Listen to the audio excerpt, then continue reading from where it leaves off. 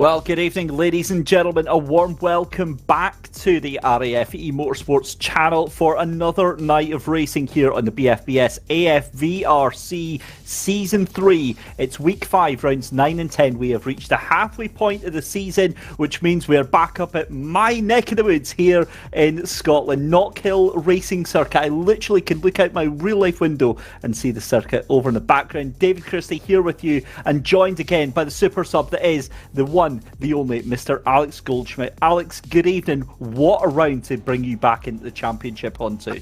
I'm probably one of the ones that's going to be the most chaotic of this season, to be honest with you, David. But it's a track that's definitely on my bucket list because you just made me insanely jealous that you can look out of your real life window at home and literally be a stone's throw from the circuit. But what a track! I mean, BTCC, TCR UK heading back this year for 2023.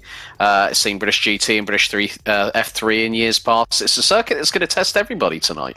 It certainly is. It annoys me, Alex, that you've not been up here as well. We need to get you up here and get you up here for a proper weekend session at Knockhill. A wild 1.3 mile circuit. Is one of the most popular circuits here in the UK for that reason right there. Duffus Step, turn number 1. The elevation and the tight, twisty technical nature of this track makes it a beloved track here in the UK, and certainly a very, very tricky prospect for these Toyota GR86s to navigate tonight. We've already seen throughout the season, Alex, that they get a little bit wild, a little bit feisty, and I think things are going to properly kick off here tonight.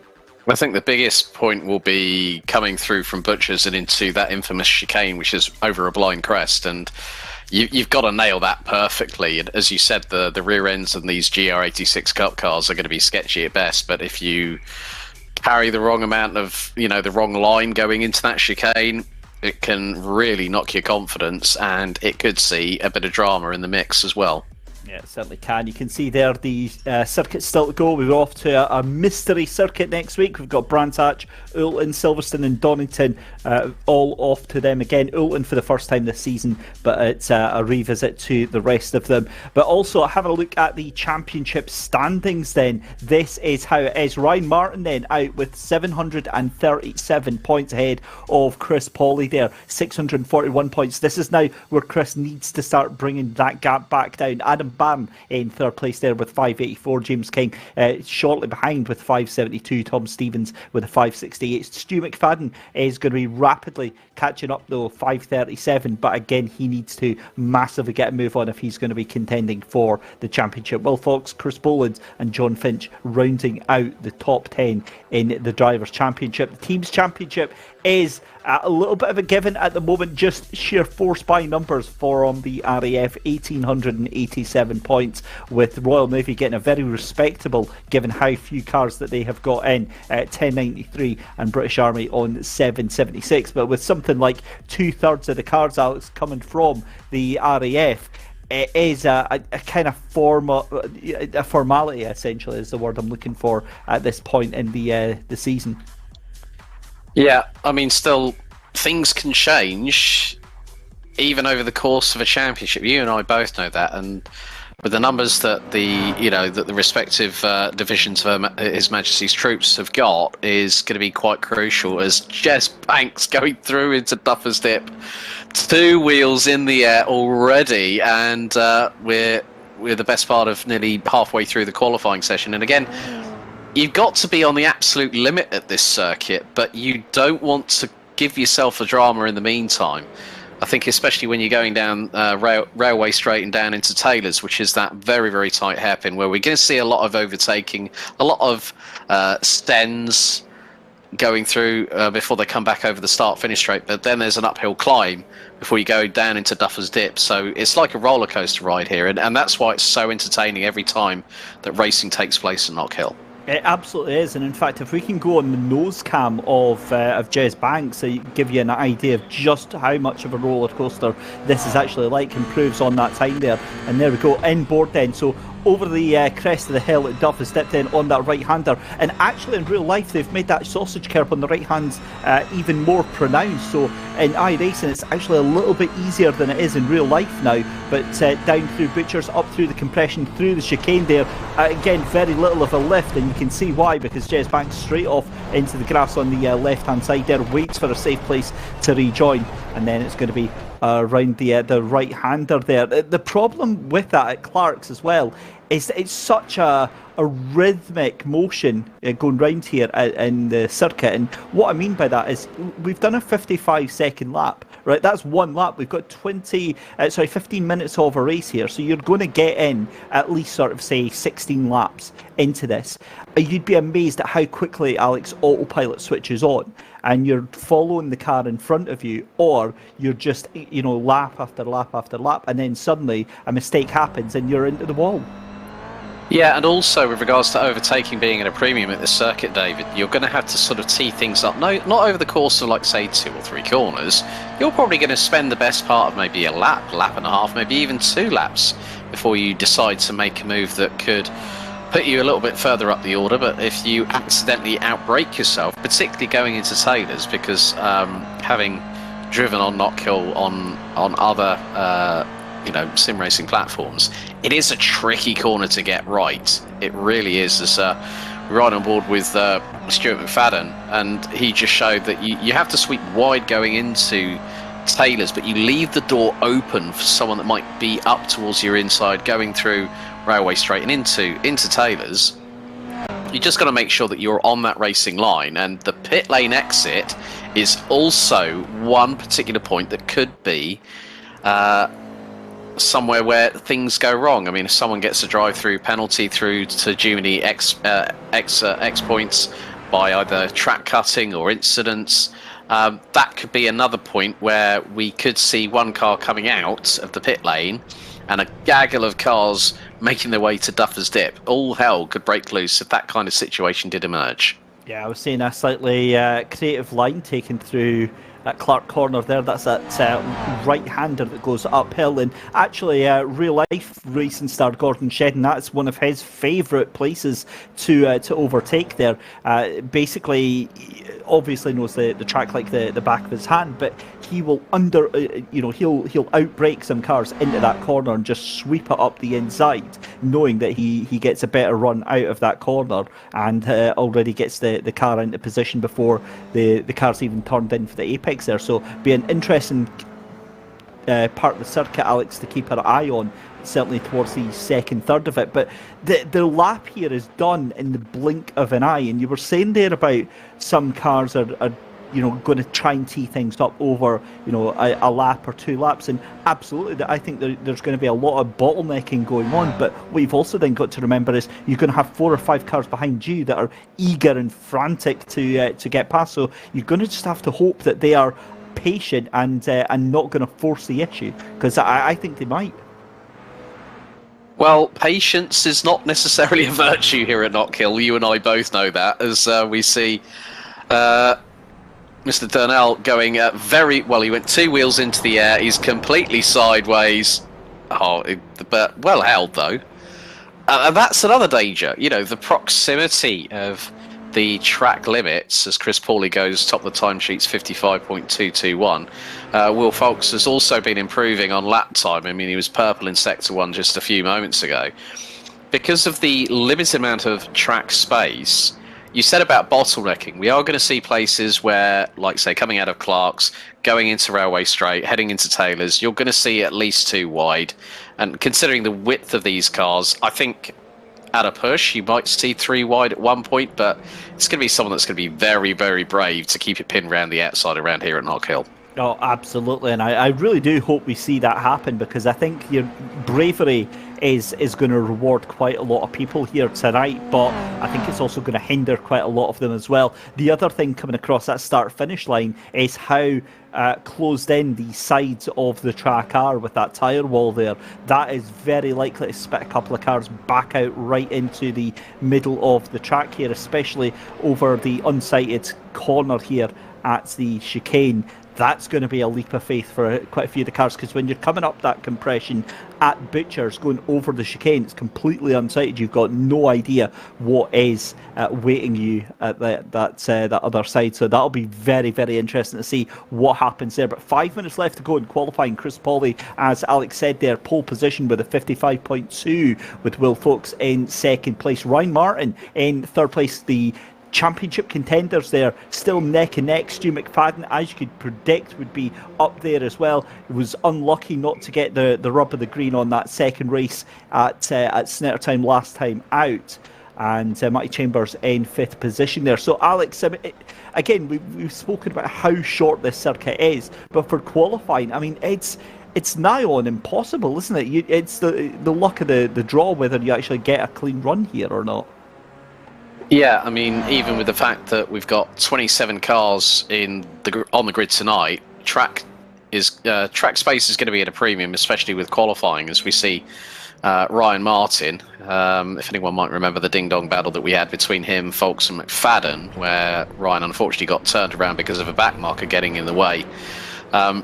Yeah, you've got to really just be on your A game around this circuit. It's about not making any mistakes and then just having to wait for your opportunity. But now we're seeing a lot more significant activity on the circuit with, I think, probably the best part of nearly 20 cars on the grid, and over a 1.3 mile circuit. There's not much real estate there to have to play with.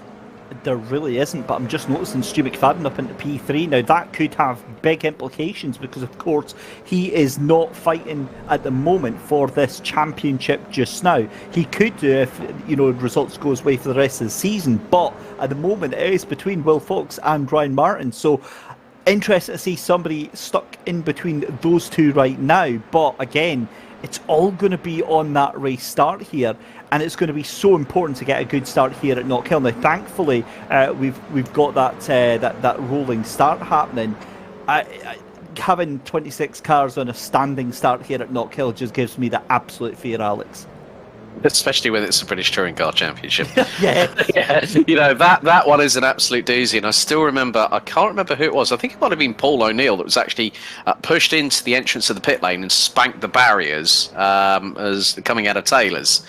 So that's another place where, if you're getting it three wide, going down the start-finish straight, up an incline, there is possibly the opportunity that something might happen, but who knows? And that's the thing, is because it's such a all or nothing circuit here, Alex, the potential for things going wrong is very, very high. We've seen some really, really wild accidents both in the sim and in real life here. And the thing is thankfully it's, with this virtual racing, the drivers can leave a little bit more on the table and just sort of put the foot down, maybe a little bit more than they would normally do in real life. It's a very, very intimidating circuit, having driven it only on the confines of a track day myself in my little 107. But it is proper frightening. You get a little sense of it if you're in VR and on the sim, but once you experience it in real life, I mean, coming down Duffus, it terrifies me. You've got that wild section where it comes down through the left-hander as well. The car is doing so many different things with the weight transfer. It's trying to sort of push the weight forward, then it's trying to push the weight back, then you're trying to turn left with it, then you're trying to go on the brakes with it, all in the same time, and it just goes all over the place very, very quickly indeed. And that's what a lot of these drivers are finding out. You're seeing that, when you see a car going off, Alex, it's 9 times out of 10 it's that they're just trying to keep it away from the barrier, and they've dipped a wheel into the grass. Yeah, well, we have actually been duly informed it is a standing start, so cry havoc and let's slip the dogs of war for both races tonight. As Matthew Chambers gets a little bit of a tank slapper, gets a bit sideways, but manages to get the car back onto the tarmac here at Knockhill as we head into the final 55 seconds. Chris Pauly is currently in the pits. I have noticed Will Fox at the moment has been lighting up the timesheets purple in sector number 1. But then, the second sector goes a little bit awry. But with the amount of drivers trying to put that hot lap in, Craig Durant's just had an off track in the number 84, currently 13th in qualifying. And currently, David, top 15, rounded out by the number 40 of Darren Berris, covered by just 1.1 seconds. So a very close qualifying. Top 5 covered by exactly half a tenth. Yeah, half a second. But that's what we see almost every round from this, Alex, and it's one of the reasons that I love being involved in this championship. It's so close, nothing to split the top set of drivers anyway, and that looks like qualifying done and dusted. Chris Pauley isn't going to have any more to say on this. Will Fox isn't going to have anything more as well. Stu McFadden and Ryan Martin still out on track just now. We're watching Matty Chambers though coming round the old railway bend down into that final hairpin corner, that tight right-hander that doubles back on itself and starts going uphill as well. The other thing as well is you'd be amazed at the actual incline of the start-finish straight. You get a little sense of it here, but it is a proper hill these drivers are climbing here. It's very deceptive. I mean, we see on board with Paul Hayhoe as he goes into the pit lane after the conclusion of qualifying for this round of the championship. Yeah, it is incredibly deceptive. And plus also, it's got an adverse camber to the right-hand side. So not only are you trying to pull a car up a hill, you're having to worry about what is that going to do with regards to the tyres over the course of the race as well. And that's never easy, because not only are you having to look after so many things, you're having to have mechanical sympathy with the car, you're having to keep an eye on track limits, and then you're also having to keep an eye on your six, as in your rear view mirror, as to who's behind me, is it more than 2 cars, how long does the train go on for, and that's what we're going to see. We're going to see a lot of close pack racing here tonight. We certainly are, and as always, a huge thank you to all of our commercial partners for making this championship happen, to BFBS, to Splunk, and to racecarradios.co.uk. But let's have a quick look through the grid then. Chris Pauley on pole position with Will Fox in second place. On row 2 is going to be Stu McFadden with Ryan Martin. Matty Chambers on row 3 with Jez Banks. Michael Clough on row 4 with Paul Hayhoe 7th and 8th. 9th is Chris Boland with Tom Stevens in 10th. 11th place is James King with Ollie Waynes in 12th position. 13th for Craig Durn and Chris Darnell alongside in 14th place on row 7. Row 8 is going to be Darren Berris and Stu Etick. John Fidge and Ryan Abbott's on row 9. Chris Slater and Rhys Bowes on row 10. Dan Hardwick and Colin Scott in 21st and 22nd position. 23rd is David Jameson. 24th is Glenn Griffin. And then 25th position, Barry Abbott, Adam Waters in 26th, and Ben Weston in 27th position. Quite a few drivers deciding to skip out this week.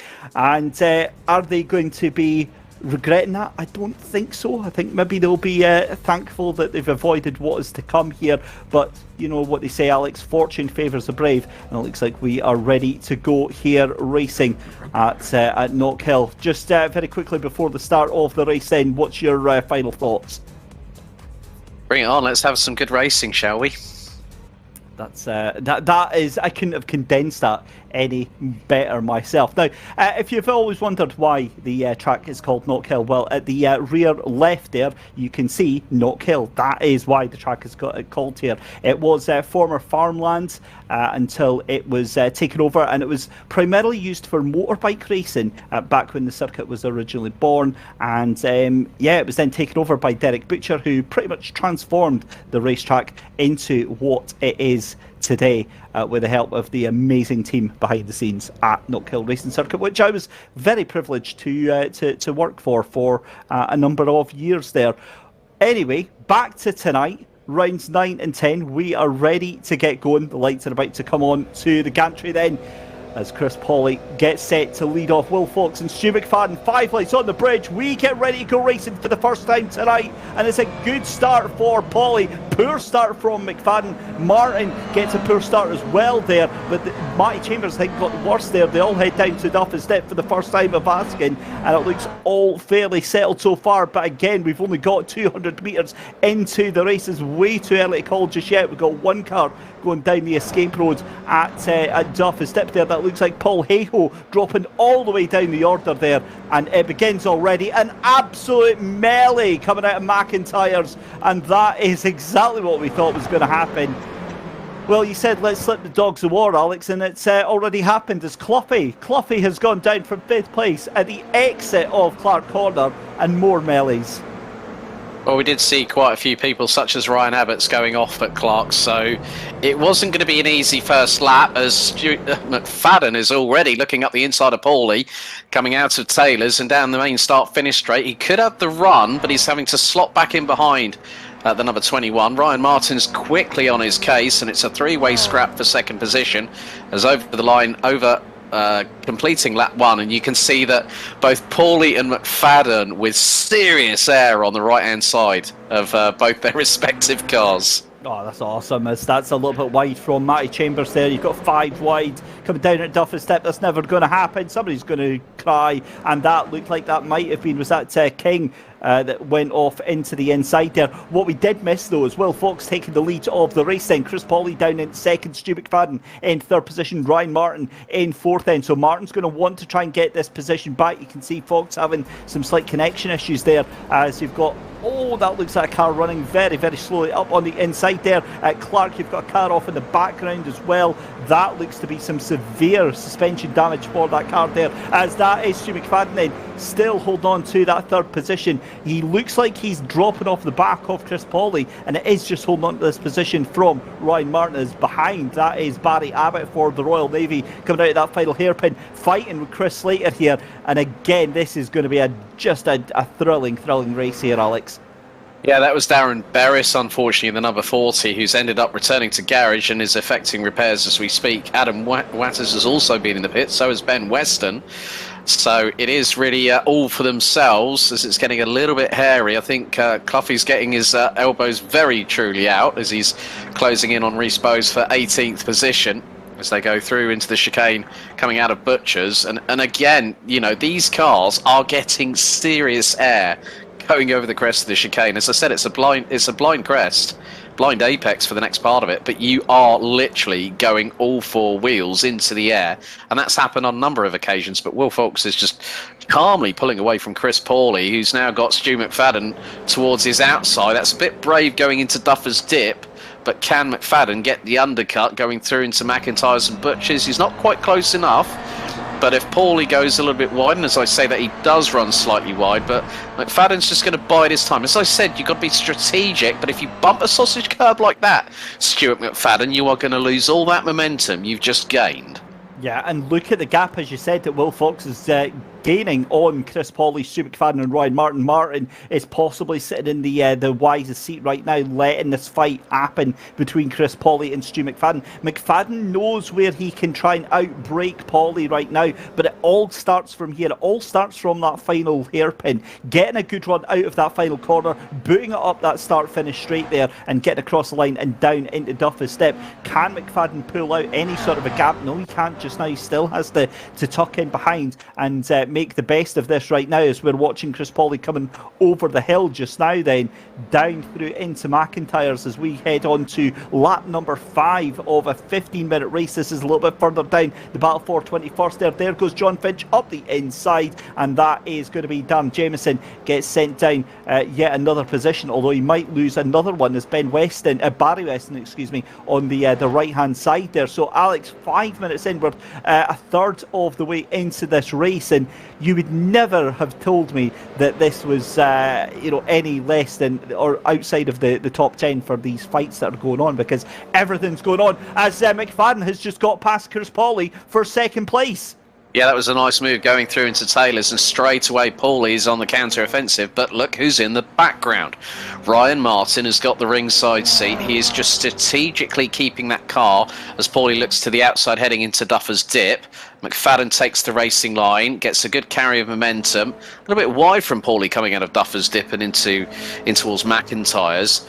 But nevertheless, the good thing is that he's got a fellow Royal Air Force buddy behind him, but Martin, I know for a fact, will want to get past Pauly and try and get one up on McFadden if he gets the opportunity when it presents itself. Yeah, here's the thing though, Alex, is tyres, that we've seen it time and time again through these races towards the final 5 minutes, the tyres get greasy, they get hot, they get cooked, and the cars start slipping and sliding around. Now, with these GR86s, where traction is at a premium anyway, that is going to spell disaster for quite a few cars. And we saw that last week at Snetterton with Stu McFadden. He'll be hoping to avoid the repeat of that. Beautiful cut back there from Tom Stevens then, fighting with Chris Boland just up in front as well. You've got Jez Banks just behind this little fight as well. So again, a brilliant little fight here for 7th, 8th and 9th position here. Sorry, 6th, 7th and 8th position. Tom Stevens gets sent down a position. You were on board with Ryan Martin, and that's a mistake from Paulie, who tries to bring it back in, but that is going to be P3 for Ryan Martin. He's unleashed to catch up onto the back end of Stu, and this is going to be a very, very tasty battle now then. So it's second Stu McFadden, third place for Ryan Martin, but 3 seconds of a gap away into the distance is Will Fox right now. And that was a little bit of contact there from Tom Stevens. I think that was Jez Banks on the back of him, and that was Chris Boland almost getting taken out on that one as well. Sorry, excuse me, that's Tom Stevens, Jez Banks and Ollie Wayne in that fight there. Yeah, Banks made a bit of a mistake. Stevens managed to get through, and Banks was thinking, right, I've got to get this position back. I want that position back. But Ollie Wayne is just waiting there. He's just biding his time. And I did say that patience is not always a virtue here at Knock Hill. There are some drivers that are being very, very patient indeed. Ryan Martin being one of them. Ollie Wayne being another. He's briefly looking up the inside of Banks going into Duffer's Dip, but has to hold back, wait for it, and see if the opportunity presents itself. And if Banks makes another mistake like he did on the previous lap to allow Stevens through, who's now 6.5 tenths of a second ahead, it could be a good one for Wayne, as Wayne now is looking up the inside, and this is going to be into the right-hander, into Clark. I think did he get through? He did. Ollie Wayne just absolutely teed up Jez Banks and got through nicely. Yeah, that was a beautiful send going into Clark's there. Got the job done as we go back to Chris Slater onto the back of Weston and Finch as well. This is the battle for P19. And again, it just shows you how much these drivers are all fighting for these positions here. It doesn't matter that it's outside the top 10 right now. It doesn't matter that it's outside the top 15. This is just as important for these drivers right now. You've got Finch in there. You've got, I think you've got Scott in there just as well. So he's had a bit of an accident as well, so he's been brought into this fight as well in that 18th position here. So fantastic little fight that we're watching at the moment, as Ryan Martin's still trying to close down on Stu McFadden. But again, with this halfway point being reached in the race now, Alex, it's again a case of drivers just having to kind of settle down, as we've got lap traffic already being an issue and Stu McFadden under real pressure right now. Yeah, Chris Slater's trying to go into battle with Ben Weston. Ben Weston's made up 7 positions at the moment and could make, well, does he go a little bit wide? He does go a little bit wide as they head through in towards Butchers and out of the chicane. So, yeah, again, it's just about being very, very concise. But with the back marker traffic, this is going to bring a new dynamic altogether into the race itself. And because we're past the halfway on the timer counting down, as we run on board with Ryan Martin, who is very, very slowly but surely closing on Stuart McFadden. They were literally 1/100th of a second apart on the previous lap, as McFadden's having to go a bit brave and brazen. 2 wheels on the grass from the number 53, as that's David Jameson who gets right in the way of Ryan Martin and quickly decides, I don't want any of this. But then Martin through on the inside of Taylor's, as McFadden drops the ball slightly, and Martin's now going to get the run into. Is he going to get the run and get the inside line for Duffer's Dip? I think he might try and chance it. No, he slots it back in behind McFadden, but Martin just did the perfect undercut on Stuart McFadden to try and get second through Taylor's. That was mighty. That certainly was, and that could have been an absolute disaster there with that lapped car. I've got no idea what on earth was going on. Maybe it was a last moment bit of panic there from that lapped car. In fact, yeah, that's now twice we've seen that car defending against cars that are a lap up here, and not just defending, Alex, but actively like trying to block them getting past. So maybe not aware that they're cars that are a lap up, but certainly I think that a little word in the ear is going to be had after that first race. Maybe not by the stewards, maybe it'll be by some of the fellow drivers in there as well. But yeah, it's Stu McFadden. 3.3 seconds behind Will Fox, but Ryan Martin still trying to catch on the back. But what's happened there to Chris Pauly? Because he has just fallen off there. I wonder if that car's got a little bit of damage on it, because that's now 3 seconds behind Ryan Martin here. Yeah, well, he lost 2.1 seconds on the previous lap as well, a 58.19 in comparison with Ryan Martin's 56.09. McFadden's just taken over 2 tenths, nearly 2.5 tenths out of Will Fox on that particular juncture, as we're on to lap number 12. And the battling is still happening up and down the order.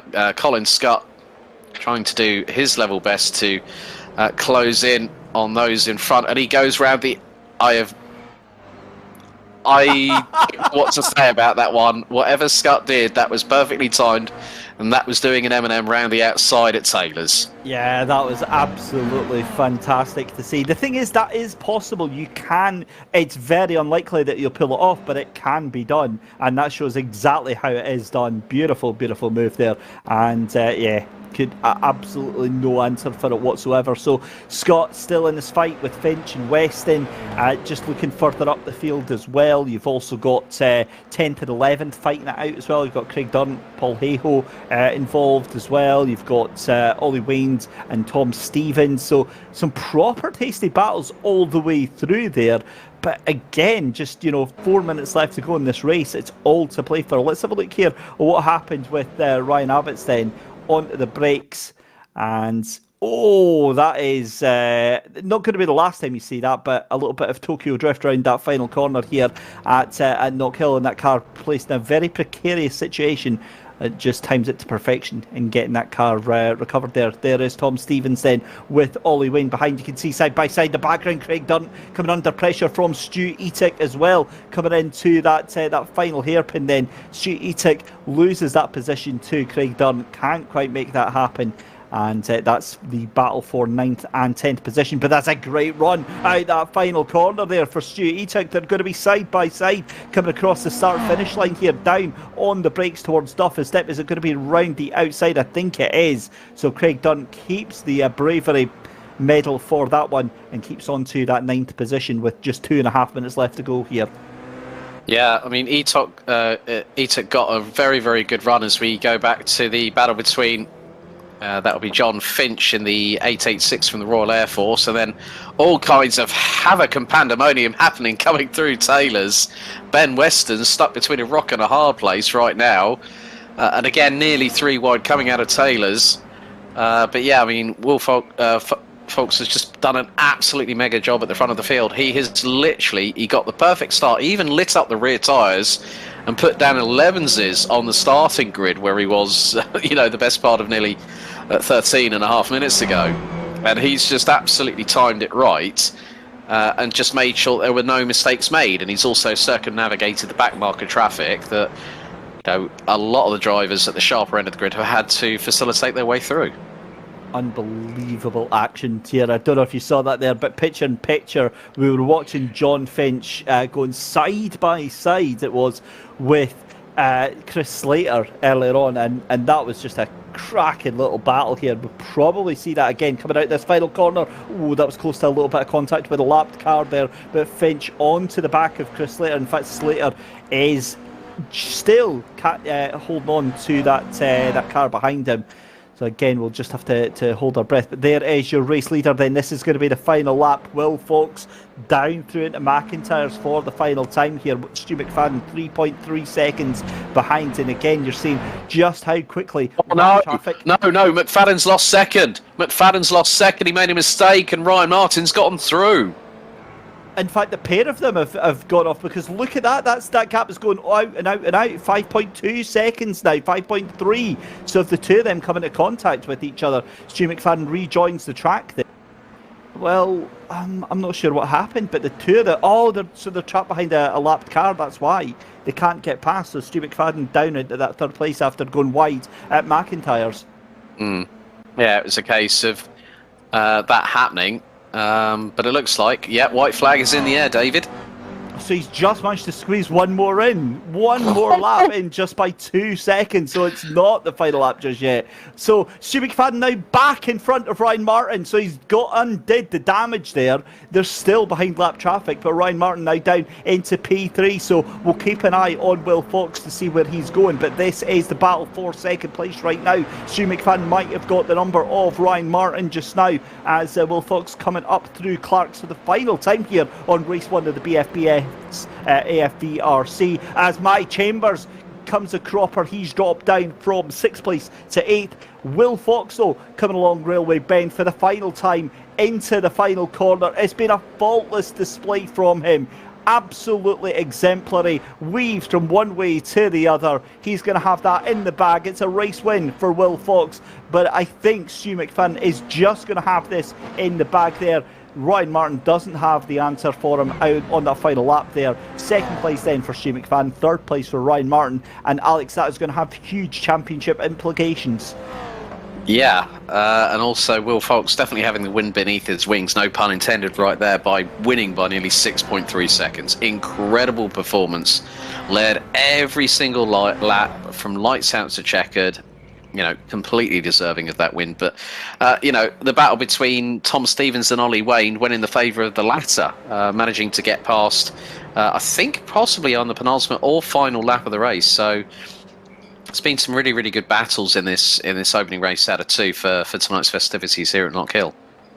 Absolutely has. Then we'll get the confirmed classifications for you in just a couple of minutes as the cars make their way around, as we're seeing John Finch here on their parade lap, on their victory lap here. What a race that was for race 1. There you go, race results then. Will Fox takes the win by 6.2 seconds over Stu McFadden. Ryan Martin in 3rd position. Chris Pawley in 4th, with Chris Mullins in 5th position. Ollie Wayne rounds out a 6th top finish for the Royal Air Force in P6. Tom Stevens in 7th with the Royal Navy. Matty Chambers in 8th. Craig Dunn in 9th. Stu Etick in 10th position with Paul Hayhoe in 11th. James King in 12th with Michael Clough in 13th position. Chris Darnell in 14th. Ryan Abbott in 15th. Jez Banks and Rhys Bowes in 16th and 17th place respectively. 18th place for Chris Slater. Colin Scott for the Royal Air Force in 20th position. Ben Weston in 21st. Dan Hardwick in 22nd. Dan Berris in 23rd. Glenn Griffin in 24th. Barry Abbott in 25th. David Jameson in 26th. And Adam Waters finishing 17 laps down. Wow, that was a race and a half, Alex. In a couple of moments' time, we'll have the wheel for the reverse grids. But again, just in fact, there we go. There's the wheel just appeared by magic. But again, the whole point of this is finding out what that reverse wheel is going to give us in terms of the numbers of drivers going to the back then. So let's have a look then. We will have a top 6 reverse grid. So that means then that Ollie Wayne is going to be on pole position for race number 2 there, Alex. Yeah, that gives an opportunity for Will Fox to not be that far behind. If it was 12th, then that could have been a different kettle of fish altogether. But yeah, top 6 lockout by the Air Force. That championship lead is going to continue to increase the way it has done all season so far in the team's championship. But yeah, I mean, Will Fox needs to get some good points, and you know, he did that in the opening race. We'll have to see what Stuart McFadden, Ryan Martin, et al. Just try and move forward. They've got to move forward quickly, and especially with race 2 being just as crucial. Absolutely is. So as we said then, it's going to be a top 6 reverse grid then, meaning that Ollie Wayne is going to be on pole position, and meaning that we are going to have a heck of a second race coming up very, very shortly. It's going to be an awesome, awesome race, and very much looking forward to it. However, Alex, I mean, now we've got the first race out of the way, do you think that gives the drivers a little bit of an insight as to what to expect from racing here? Because it's one thing being able to hot lap and to do fast laps here, but it's quite another being able to race successfully here. Yeah, they'll have, you know, it's always a steep learning curve here at Knockhill, especially with the undulation and the constant change in lateral sideways movement of the cars. And as soon as you get that first taste of it, then you have a true understanding of just how challenging and how well respected this circuit is. And several drivers, did make a few drivers did make a trip through a pit lane. But now we're going to go to what is going to be next week's random drawn circuit. Yes, it is. So let's have a little look and see where we end up. I've seen Charlotte in there. I've seen Orne Park. Okayama. Is it Okayama? Oh, I'll take that. I do love a little bit of Okayama. I wouldn't have minded Laguna Seca either, but it does look like we are off to Okayama for our mystery round next week. So that will be... and of course, the drivers have no idea what it's going to be. So that is going to be quite the throw-up for them. I think they're going to be very, very intrigued by that. I think it'll be a mixed reaction, it's safe to say. It's a good circuit, though. Very tight, very compact, and it'll be good for the style of racing that we've got here in the AF VRC, to be honest with you, David. And it's a track that I think I did my first ever commentary for iRacing on. There you go, then. That's exactly what you want to have. It is a really, really nice circuit. I think I've most commonly raced it in the Mazda MX-5 because it is just it's such a really enjoyable, fast-flowing circuit. It reminds me a lot of Road America as well. The fact that it's very smooth. When you're racing well on it, it races really, really nicely indeed. But there you go. You can see there the hints that we are going to take a very short commercial break. When we come back, though, ladies and gentlemen, we're going to have live coverage of Race 2 here from Knockhill.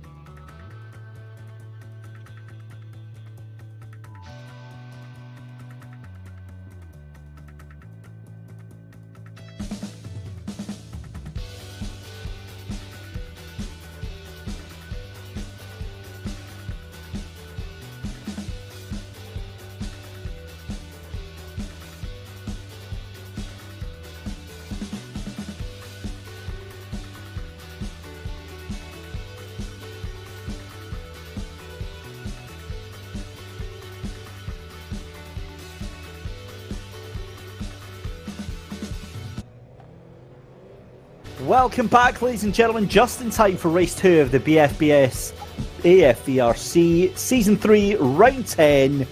Let's head over to the grid because it's Ollie Wayne's on pole position with second place is Chris Boland, Chris Pawley, Ryan Martin on row 2, row 3 Stu McFadden, Will Fox, Tom Stevens and Matty Chambers on row 4, Craig Dunn and Stu Etic on row 5, Paul Hayhoe and James King 11th and 12th position respectively. 13th place is going to be Michael Clough, Chris Darnell in 14th, Ryan Abbots is in 15th, Jez Banks is in 16th, and we go green for the second race of the evening. Ollie Wayne then, and it's a cracking start for Stu McFadden, gets the jump on Will Fox and Ryan Martin. Chris Boland though has got the lead of the race. Ollie Wayne down into third position. Everyone gets off and underway and is down into Duffins Dip for the first time of asking. Stu McFadden side by side. Will Fox gets the better of it, gets himself up into fourth position and has a look around the inside there of Chris Pawley. He's going to be the next on the hit list as Chris Boland, rightfully so, off into the sunshine and thinks better of it. Stu Etic and Michael Cluffy has had a coming together. That's going to be on the entrance to the chicane there. Alex, wild start to this first couple of corners. We come through Clark's. I don't think it's going to calm down for another couple of laps here. Definitely not, David. I mean, that was textbook from Ollie Wayne. He got the start he needed. And now there's going to be a change. There's going to be several changes, I think, as McFadden is ahead of Folks going out of Taylor's. Chris Boland leads the way. Ollie Wayne has got past Chris Pawley. They are side by side heading into Duffer's Dip. I think Wayne could have the inside line. He's pushing the limits of adhesion and also the envelope of which to get through. I think he has got through. No, he hasn't. Pawley's still through into second position. McFadden has dropped down to fourth. Fox is looking to get past. There's two wheels in the air. McFadden spins around. Yeah, he got a little bit of help there from Will Fox. Completely unintentional from Will Fox. What happened there was Stu had clipped, went over. You saw the car going on two wheels there, and that's Matty Chambers having a moment as well, trying to recover that car there. Does do so, but he does so to go straight off at the exit Clark corner there. And just what was to say, it was down at McIntyre's. He clipped the curb, went on the two wheels, launched the car into the path of Will Fox there. Fox had nothing, absolutely nothing he could do in that moment, and was an innocent bystander, in my opinion, in that that little contact there. So Stu McFadden, well, he'll get going again, but I mean, you hate to see it. This is Matty Chambers coming out of Clark Corner, and thankfully avoiding the corner. I was and Ryan Abbots did as well. So synchronised, wasn't it? It was sympathy spinning there. But yeah, I mean, Craig Durant for the British Army currently sitting in ninth position behind Tom Stevens. Paul Hayhoe in the meantime, currently P6, has put in the fastest lap of anybody, 56.79. Boland isn't getting away like we saw with Will Fox in the earlier race, but this is Ollie Wayne off the circuit and losing a few positions. He lost one to Fox and to Martin at the same point, but now he's fighting back. He's got Paul Hayhoe, I think, towards his immediate, to his immediate left-hand side. So we're going through into Taylor's. So Ollie Wayne back up into fifth place. But yeah, Chris Pawley in the meantime looks to be very much a danger driver. He's just gone 3.5 tenths quicker. Ryan Martin is on the cusp of hitting the 55s, and that's in race trim. Unbelievable stuff. I'm going to make a very bold prediction here. I'm going to say that Stu McFadden's going to get a top 5 out of this. I just, watching the way that it's going, as Chris Boland side by side with Will Fox. Fox takes that second place from Boland, but yeah, the way that McFadden is going, I 100% think he's going to get into the top 5.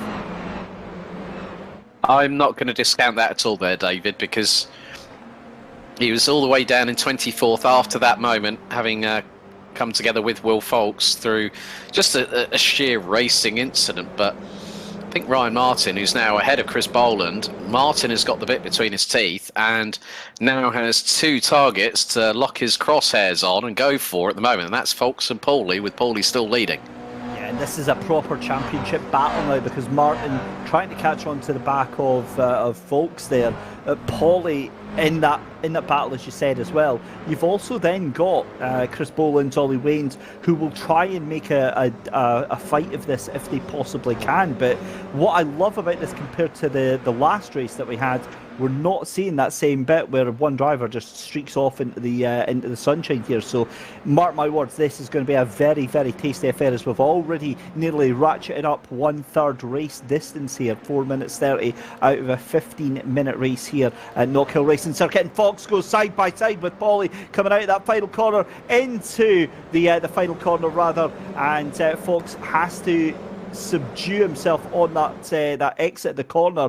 They're still side by side. Fox trying to take the lead of this race. It's a proper drag race here. But have a look at Ryan Martin. He's now 7/10 just behind him as the fastest man last lap round there. And Fox goes on the inside there. But Paulie keeps the foot in. It's going to be side by side down at the McIntyres as well. But Fox has the outside line there. But look at Martin. So Paulie holds on to the lead. Fox still in that second place there. And here comes Ryan Martin. Martin on pure pace again, another sub 56 second lap time, 55.83. That just goes to show how quickly you can navigate your way through traffic. I mean, Fox has done a great job. I mean, if he was down in P12, I wouldn't have been at all surprised if he was up at this, at this sharper end of the grid at this particular moment. I mean, Stu McFadden at the minute now up into 16th position. Craig Durant and Tom Stevens are swapping positions like nobody's business right now, and Fox has dropped back down into second. He's got Martin right on his case, and Martin pulls to the outside. Fox then sweeps in front to cover the racing line into Duffer's Dip once again. This is like a strategic cat and mouse game with GR87 Cup cars involved. Oh, let's go. I am absolutely all here for this. This is awesome. Meanwhile, you've got cars knocking lumps out of each other in the background. That's Ollie Wayne, Paul Hayhoe and Chris Boland, who are just nuking each other left, right and centre. I was absolutely loving it. This is like a tale of two halves. You've got, cool, calm and collected group of 3 cars here, and you've got a group of 3 cars who are just acting like gladiators with pugil sticks here as we go picture in picture. There is Craig Dunn onto the back of Tom Stevens, and again I'm going to look up the inside. You can see that picture in picture there as well. Fox takes the inside line, but Chris Paulie has the outside. Again, it's going to be a drag race here.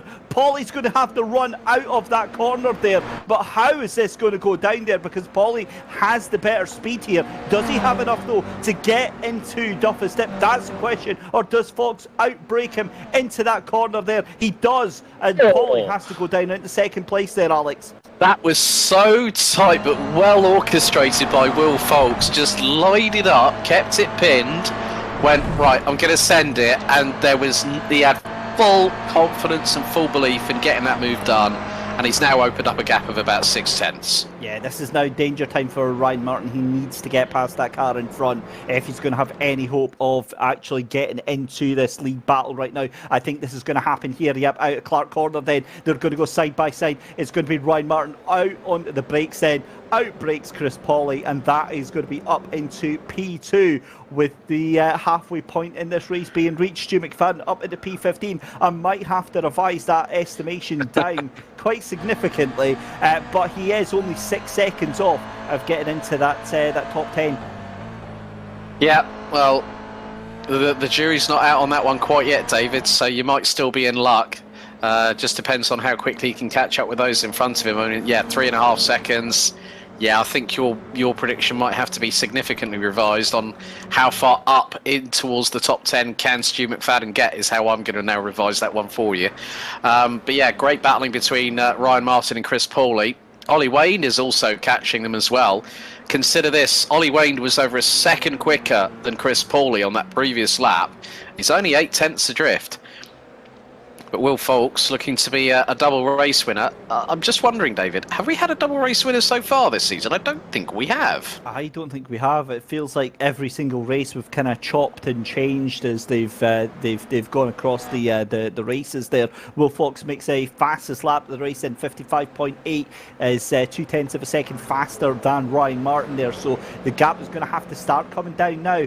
It could actually do so as we start getting back markers and lap traffic coming into play as well here. But just, what's that now, 6 minutes left to go in the race here, race number 2 from Knockhill. There is Stu McFadden, top 15, and I honestly think that might be him for the day now. It's going to be a very tall order, especially with the cars kind of stretching out. I do wonder if that car has got a little bit of damage there. Ryan Martin, though, is now a second ahead of Chris Pawley, who is getting sent backwards at a rate of knots here. Ollie Wayne's now 1.2 seconds behind this battle as well here. So again, very, very interesting little dynamic to this race. I think that lap traffic is going to have a significant part potentially to play in this. Yeah, not as significant when Fox was leading by, what was it, 6.3 seconds when he crossed the line, as we ride on board with Paul Hayo, who's now trying to look towards the inside, shows his nose to Ollie Wayne through into Duffer's Dip.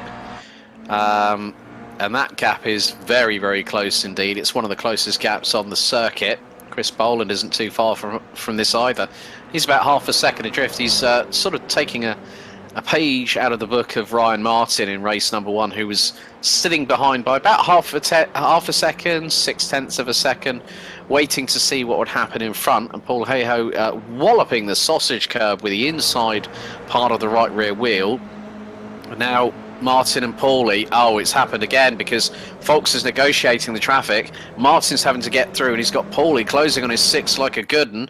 Bit of a slower run out of Taylor's by Martin. Paulie is closing and is in the slipstream. Pulls to the outside, down the main start-finish straight. This is going to be close, but Martin's going to have that inside line once again back into Duffer's Dip. Yeah, he certainly does. And again, I think that's the same car that we were seeing as a back marker. Being a bit of a bottleneck there. I think that might have been David Jameson in the 24 potentially. We'll double check anyway. But Ryan Martin then still just, and I do mean just ahead of Chris Pawley right now for that battle for second place there. Paul Hayo having a look at the inside of Ollie Wayne. That's coming into Clark Corner. And again, this is now coming to the point, Alex, here, where the tyres are starting to have a little bit of stress on them. They're having a little bit of a temper tantrum. They're overheating. Oh my goodness me! Big contact! That is going to be huge unless he gets that car stopped. I think he might just get it done, but it's going to roll back into the apex. Completely unnecessary contact there. There was plenty of space for both of those cars there, and I've got a feeling that Paul Hayo might be waiting for that car there, and there he is. Yeah, that's it's good to see. Completely didn't need to happen, that contact, but at least Paul Hayo waiting for Ollie Wayne to make sure that he does get that position back there. The pair of them losing an inordinate amount of positions there, but Ollie Wayne's into pit lane. A crazy move there. It was the slightest of contacts. I mean, the thing was coming out of Clark Curve. What we found there was Paul Hayo was actually getting towards the inside of the straight, heading in towards Taylor's, and it was just the slightest of touches. We have seen that before over the course of this season in the AFVRC, that the slightest nudge, if it's from the A pillar backwards on these cars, the minute you give it the slightest knock at high speed, one car is guaranteed at least to be spinning around. Absolutely is, and what a wild moment that is. And my heart was in my mouth because I just had visions of that car going along the grass and straight back into the oncoming traffic. Thankfully that didn't happen though. Chris Pawley, you're absolutely right. Chris Pawley though, in back to that battle for second here, Alex, is really taking that fight to Ryan Martin right now. That gap still expanding on its own accord here, so it is a proper little fight for seconds and third position here. And that was Dan Hardwick just going off the circuit in front of Ryan Martin, so I'm sure that Ryan Martin was like saying, I don't want any part of this, I'm keeping it straight away. Yeah, just like no. Don't go, no, Alex, stay away. Have a look then. Stu McFadden up onto the inside, and oh well. Okay, so I might have to revise that top 5 prediction now then after that. That was a mistake of Stu's own making there, but he has had another position at the expense of Ollie Wayne there. But Yeah, that's not been the best, although Ollie Wayne's still making moves and coming up through the order here. But 13 and a half minutes gone in the second race of 2 tonight here at Knockhill for the BFBS Afvrc Season 3 live here from Knockhill.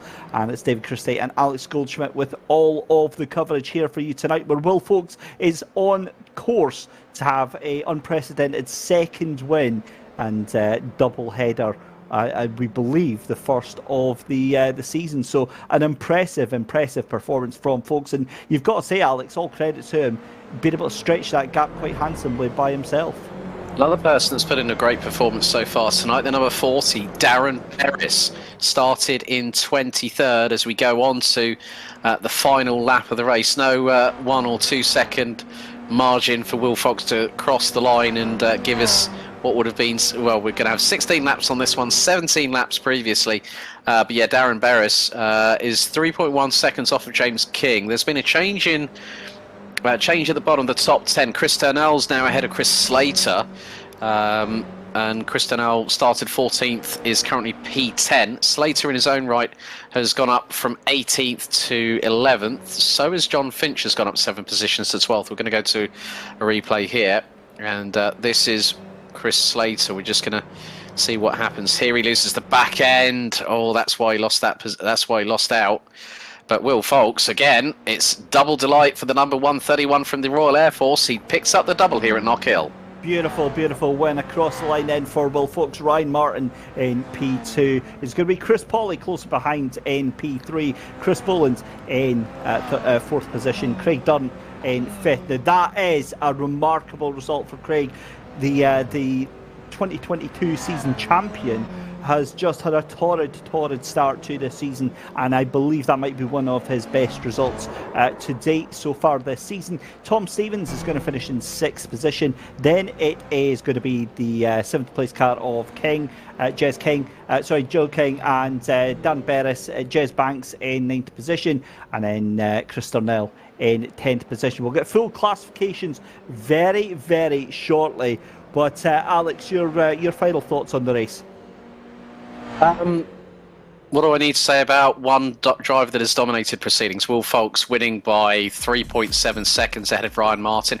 Top 4 lockout for the Royal Air Force as such, with Chris Pawley and Chris Boland rounding out the top 4. Craig Durant for the British Army in 5th place, a solid performance, and 2 Army drivers in the top 10 with Chris Turnell rounding out the top 10. Tom Stevens being the sole driver from the Royal Navy in the top 10 in 6th ahead of James King, Darren Berris and Jez Banks. I mean, the Air Force have got that monopoly on that title for the team's standings. Then you look outside of the top 10, Chris Slater, John Finch, Paul Hayhoe, Stuart McFadden recovering to 14th, Colin Scott, Ollie Wayne and Ben Weston being on the same lap as the eventual race winner Will Folks. Then we had the likes of Ryan Abbott's, Reece Bowers, Dan Hardwick, David Jameson, Glenn Griffin, Michael Clough, Stewie Tock and Barry Abbott finishing a few laps down, and Massey Chambers unfortunately retiring on lap number 4.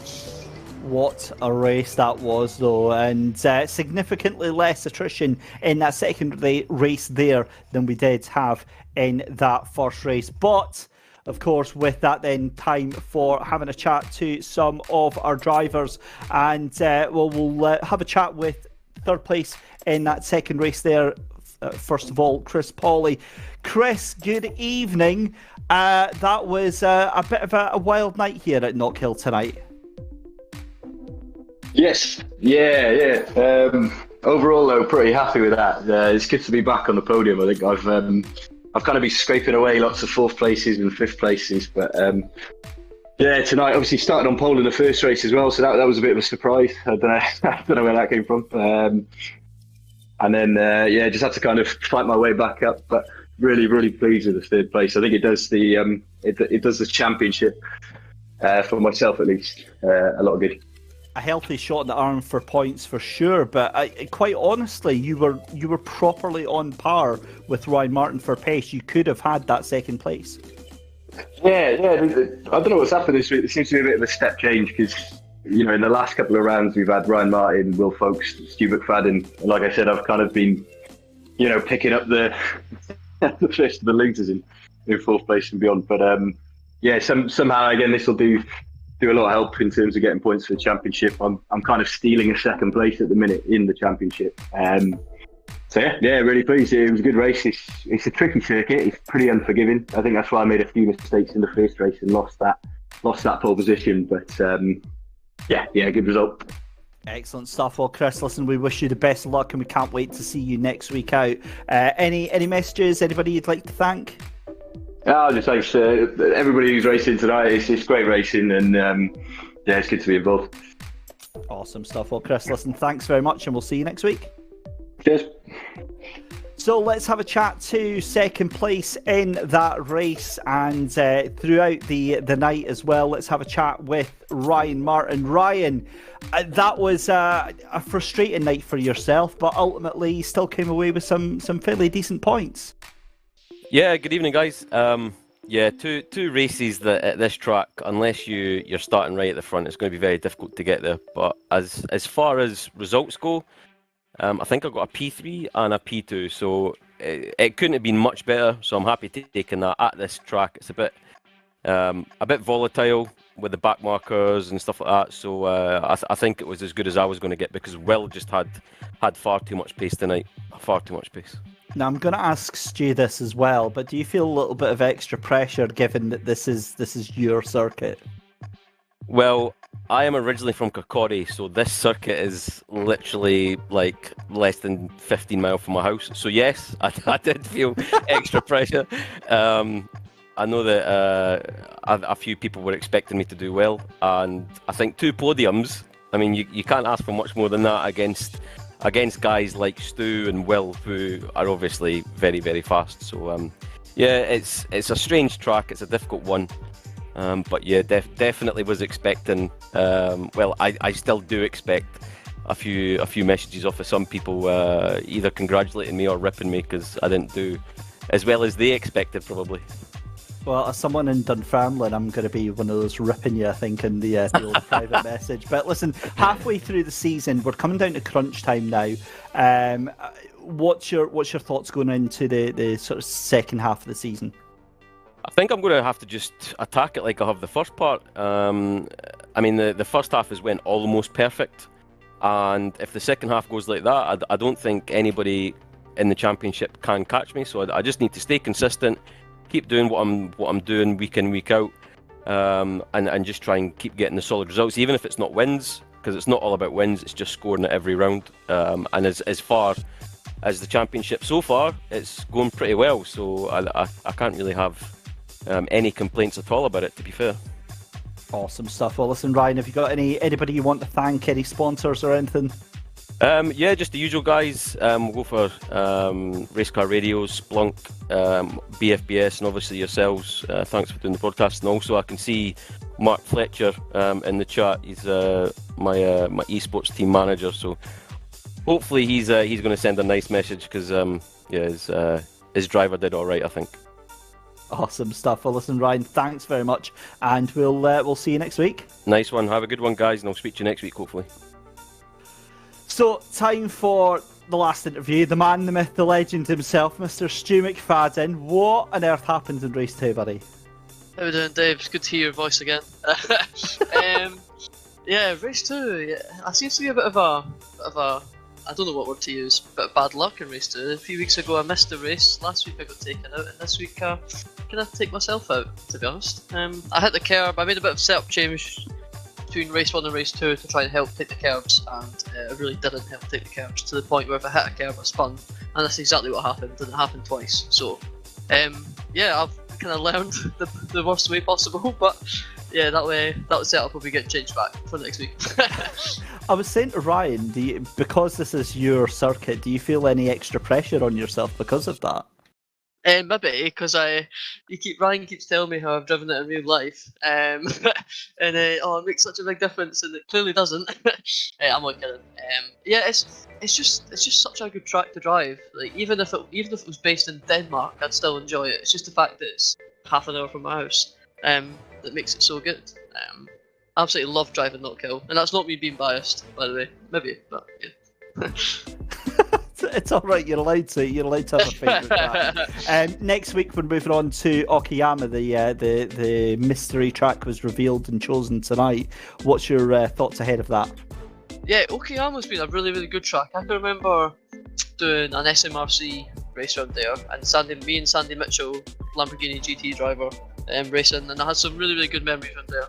The Mazda and the Toyota are pretty similar, so I'm hoping that I can sort of replicate that. And yeah, we'll see how it goes. Awesome stuff. Well, listen, we're running out of time, Stu, but congratulations on the recovery drive tonight and a decent race one, and not so much on the race two, but hopefully you'll have some better fortunes next time out at Okayama. Yeah, cool. Thanks, Dave. So there we go. A voice, Alex, that I know you've heard in the past, but yeah, there we go. That's us. That's us done and dusted here from Knockhill.